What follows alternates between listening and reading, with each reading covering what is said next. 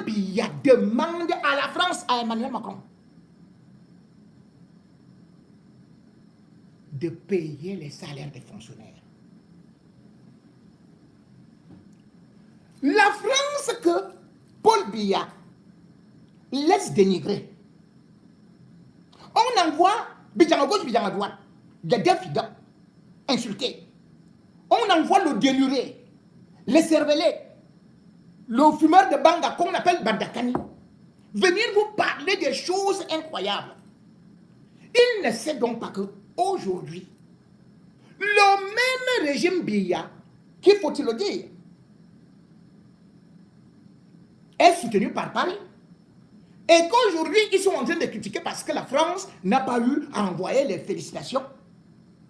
Dans les coulisses, et même le mois dernier, c'est Paris qui est venu en aide à Yaoundé, pour Yaoundé. Il faut bien savoir que j'avais bien déclaré que la France soutient, bien évidemment, le Cameroun à hauteur de 65 milliards, dans ce qu'ils appellent l'aide française de développement, mais qui est souvent détournée. Mais là, c'est chaud. Avec ce qui est en train de se passer au pays en ce moment. Comment vont-ils faire? Qui va payer les salaires?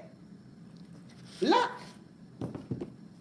mesdames et messieurs, vous allez donc voir les gens qui disent qu'ils vont construire des routes, qu'ils cherchent des crédits pour construire des routes.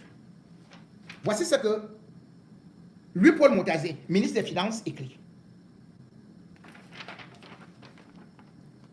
Le ministre des Finances à monsieur l'administrateur du fonds d'entretien routier. La lettre date du 17 novembre 2025 sous le numéro 000-164/8, quelque chose comme ça, magnifié, tout. Disons l'objet. Suspension des débits d'office des mois de novembre et décembre 2025 au profit du compte fonds d'entretien routier. Donc, on ne met plus l'argent sur le fonds d'entretien routier. On n'entretient plus une seule route. Et pourquoi? Il écrit, monsieur l'administrateur, afin de permettre au Trésor public d'honorer les dépenses prioritaires au cours des mois de novembre et de décembre 2025, notamment le règlement des salaires et pensions et une partie du service de la dette extérieure dont les arriérés à la date s'élèvent à 145 milliards. Reprenons la phrase de Louis-Paul Motazé. Nous sommes tout simplement Paul Biya, ayop, oh, on a pris, le 7e mandat, les grandes espérances. Écoutez bien, peut-être que vous étiez un peu distrait. On reprend.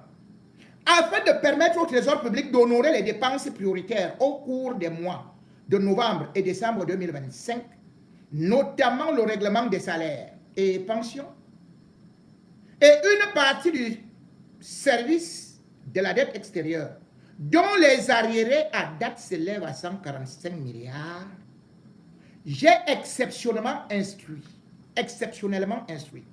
la Direction nationale de la Banque des États de l'Afrique centrale de procéder à la suspension des débits d'office au profit du compte fonds entretien routier au cours des mois de novembre et décembre 2025. Toutefois, ces ressources seront remboursées dès l'encaissement du prêt en cours de négociation auprès de Afrexim Bank. Veuillez agréer, monsieur l'administrateur, l'assurance de ma considération distinguée. Signé Louis-Paul Motazé. Mesdames et messieurs, Motazé vous explique en français simple que l'État ne peut plus payer les salaires des fonctionnaires. Donc l'argent pour entretenir les routes là, non, vous ne pouvez pas. Parce que comme Issa Chiroma est dehors, les militaires sont dehors. Donc, les militaires actuellement n'ont pas d'argent. On leur donne les... Comme Atangani a donné là, 1 franc CFA, 1,95 francs CFA, c'est-à-dire 2 francs CFA. C'est la même chose que les militaires reçoivent maintenant. Donc ils ne comprennent pas où sont les primes. Les fonctionnaires sont dehors parce que les militaires ne sont pas des fonctionnaires. Ça, il faut le dire. Ils ont des contrats. Et ils doivent donc avoir des primes pour être dehors. Et vous avez constaté que le général, sourd-muet, aveugle, voilà, et tout, René Maka, avait déjà demandé une rallonge à la présidence. Lui, Paul Montazé, vient maintenant vous dire que on va d'abord emprunter de l'argent à Exim Bank pour venir soulager l'État du Cameroun. Pourtant, je vous ai dit que, ils vous ont dit que le 13 novembre 2025, emprunt de 168 milliards à la bille pour réhabiliter la route Douala-Bafoussam. C'est le mensonge. Ils vont faire semblant de venir avec quelques engins à appuyer, ils vont partir pour reprendre cet argent détourné et autre chose. Ils vont faire ça. Le 18 novembre, Biya a autorisé à Lamine Ousmane Mine, je l'ai dit, un accord de financement avec MUFG Bank de Londres pour un crédit de 154 milliards 400 millions, soi-disant pour relancer l'autoroute Yaoundé-Simalène, qui est seulement de 12,3 km. Hein. Voilà donc ces gens qui vont vous dire que oh, si on ne se développe pas, c'est vraiment à cause des Occidentaux, c'est ceci et cela. Vous avez un projet. Est-ce que c'est l'un américain qui a retardé ça? Est-ce que c'est un Français, c'est un Italien, c'est ceci qui a retardé ça? Pourquoi Ouattara arrive? Il n'y a pas de pose de première pierre. Le Cameroun est le seul pays où on fait d'abord la maquette. Deuxième, on fait maintenant la pose de la pierre. Troisième, le premier, voilà. Après, on dit que phase 1, phase 2, phase 3, phase 4. Je n'ai jamais vu ça dans un autre pays. C'est donc au Cameroun que vous entendez que toute œuvre commence par phase 1, phase 2, phase 3, phase 5, jusqu'à phase 2 millions. Et on ne fait qu'enterrer des millions, des millions, des millions, des millions. Donc l'argent qui vient là, ce n'est pas pour aller finir les routes. Hein. C'est pour tenter maintenant de calmer ce qui est dehors. Parce que c'est la France qui a payé les salaires. Et ils vont maintenant demander à Macron encore de donner des salaires. Banakani, puisque vous ne savez pas, voici les 10 pays de la zone franc les plus endettés auprès de la France. Le Cameroun est en tête. Votre Paul Biya panafricaniste, donc voilà, et qui va demander maintenant pour la paye des salaires. C'est la République centrafricaine qui avait fait ça, je crois, en 2015. Le Cameroun se retrouve, nous sommes au début de la crise post-électorale et vous courez déjà auprès de la France alors que vous avez envoyé Diafida. Vous avez envoyé les Obama dire que oh yo, la France c'est qui? Foutez-nous le camp. Vous vous retrouvez à mendier de l'argent auprès de la France. Et regardez, la France n'a pas encore totalisé tout ce que le Cameroun lui doit et les derniers emprunts. Et c'est la France qui doit encore aller soutenir le Cameroun, peut-être au Fonds monétaire international. Si Macron est content, Cameroun parmi donc les pays, le Cameroun doit à la France. Donc, c'est-à-dire que ici, nous parlons seulement en euros. 1, 3, 7, 0 et tout. Bon, voilà. Ou de millions, 1370. Voilà, ça c'est le Cameroun, Côte d'Ivoire. La Côte d'Ivoire est en dessous, 1279. Le Sénégal est à 908. Le Gabon est à 399. Le Burkina Faso à 202. Le Mali est à 167. Le Congo est à 164. Le Niger est à 102. Le Tchad est à 101. Le Bénin est à 24. Et vous savez, ça, ce sont les données de 2019. Ça, ce sont les données de 2019. Mesdames et messieurs, imaginez ce qu'il y a eu entre-temps. Puisque, par exemple, vous avez vu, ça c'est 2019, c'est-à-dire qu'après ça, vous ajoutez 6 ans. Ce que le Cameroun est encore parti emprunter auprès du Cameroun, de la France. Bien plus. Le même Ganou Djoumassi était parti voir la France. Et on a applaudi. On On a applaudi sur des réseaux sociaux. Oh, qu'est-ce que vous avez dit? Que le Cameroun allait construire les péages, non? 14 péages. Qui était derrière ça? C'était une entreprise française, Tolcam.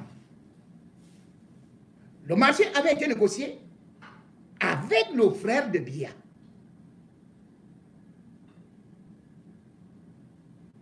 Est-ce que vous savez ce qui se passe maintenant? L'affaire est au tribunal du commerce à Paris. Non seulement le contrat s'est arrêté, parce que le Cameroun est le seul pays au monde qui construise d'abord les péages avant les routes. Et maintenant, ils doivent rembourser chaque fois 30 milliards. 30 milliards qu'ils doivent à cette entreprise française. J'ai dit, je n'ai pas comptabilisé là-bas. Maintenant donc, comme ils disent qu'ils sont forts là, oh, nous sommes souverains.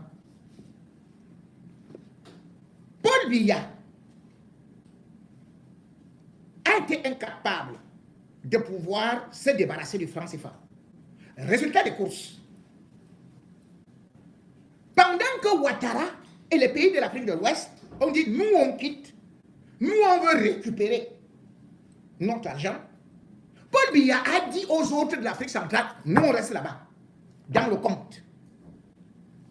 Alors, je vais donc vous dire que justement, le compte d'opération de la France, à l'élection de 2018, pour que Paul Biya, parce que Paul Biya ne pouvait pas dire que je veux bien partir et tout, et tout, et tout. Non, il a dit, moi je reste là-bas et tout, et tout, et tout. Voilà comment est-ce qu'on a continué à le soutenir. Macron fermé, ils ont fermé les yeux. Il y avait combien dans le compte? Je vais vous dire, c'est le Cameroun qui avait plus d'argent. Le Cameroun avait là-bas 1945,2 milliards de francs CFA. Le Gabon avait 638,9 milliards de francs CFA. La BEAC elle-même, qui est Banque des États de l'Afrique centrale, puisque on dit que c'est les gens-là qui sont les panafricanistes, avait auprès du compte d'opération de la France 350 milliards 400 millions de francs CFA. La République centrafricaine, 200 milliards 700 millions de francs CFA. Le Congo, 182 milliards 400 millions de francs CFA. Le Tchad, 74 milliards 400 millions de francs CFA. Et la Guinée équatoriale n'avait plus rien. Bien au contraire, la Guinée équatoriale devait même déjà à la France moins 32,2 milliards de francs CFA. C'est-à-dire que la Guinée équatoriale avait réussi à développer, construire des routes, faire ceci, faire cela, comme Ouattara aussi fait là. Jusqu'à ce que c'est même la France qui demande encore à la Guinée équatoriale que c'est comment non, et tout et tout. Ils ont retiré leur argent, nyangalement. Paul Biya a laissé son argent là-bas. C'est où? Demandez-lui donc maintenant. Et maintenant pour la grille salariale. C'est très grave pour Biya. Parce que d'abord le Cameroun a les salaires les plus bas de l'Afrique subsaharienne. Est-ce que vous savez ça? Mais le Cameroun est incapable actuellement de régler ses salaires. Je vais y revenir sur le dernier budget, sur le budget qu'ils viennent de voter. Et j'explique d'abord le niveau des salaires. C'est-à-dire que tous les pays francophones, ou même pas francophones, tous les pays de l'Afrique subsaharienne, dont les pays noirs et consorts et tout là, les salaires sont basés sur 10% du PIB. C'est la moindre règle fixée par la Banque mondiale. Le Cameroun est le seul pays d'Afrique subsaharienne à maintenir son peuple en esclavage. Vous n'allez pas dire que c'est la France, c'est les États-Unis qui imposent ça. Est-ce que vous savez que les salaires des Camerounais s'élèvent à 5,5 du PIB? Vous allez donc voir certains exemples. Avant d'arriver, comment un tel pays est encore incapable de payer des salaires et d'aller encore mendier à la France que donne-nous de l'argent pour payer les salaires. Essayez de dire ça à la télé.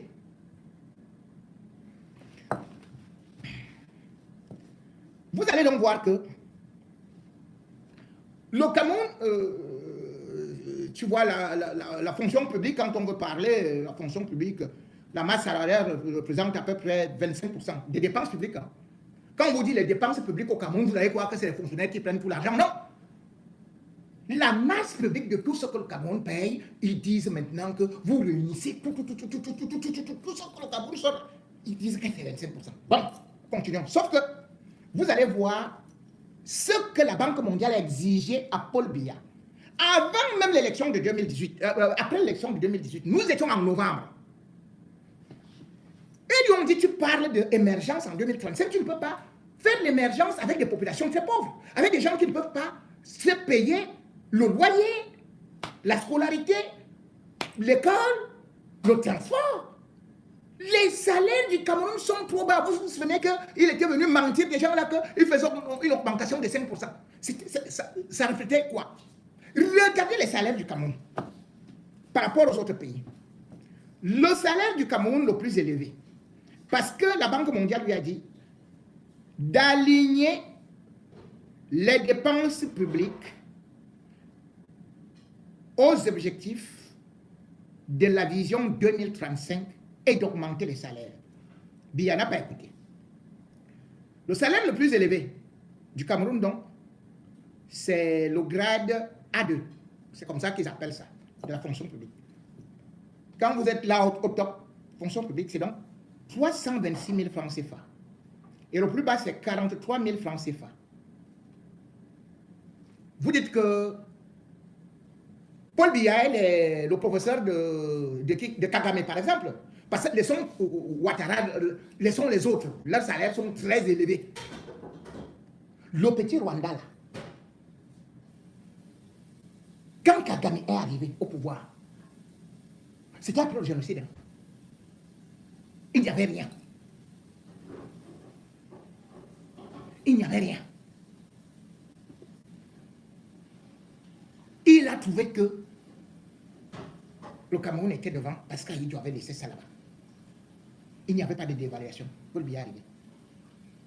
Tous les autres pays ont connu la dévaluation, hein, mais vous trouvez les salaires de 3 millions en Côte d'Ivoire, que les infirmiers touchent 1,5 million et tout et tout. Oui, c'est l'infirmier. Tous ces pays ont connu la dévaluation. Mais Paul Biya, lui, fait comment? Regardez donc comment le Rwandais est venu doubler le Cameroun. Vous avez vu que le salaire le plus élevé du Cameroun, c'est 326 000. La fonction publique. Au Rwanda, c'est 125. Suivez-moi, j'ai failli dire 125. C'est 1 251 281 francs CFA. On ne parle pas de logement parce que les Rwandais ont la prime de logement, de déplacement et d'autres choses. Le Rwanda, 1 251 281 francs CFA. Quand vous ne faites pratiquement rien, vous gagnez au Rwanda 168 928 francs CFA. Imaginez, les soldats qui dorment là, en brousse, qui perdent leur vie. Au Cameroun, ils n'atteignent même pas ça.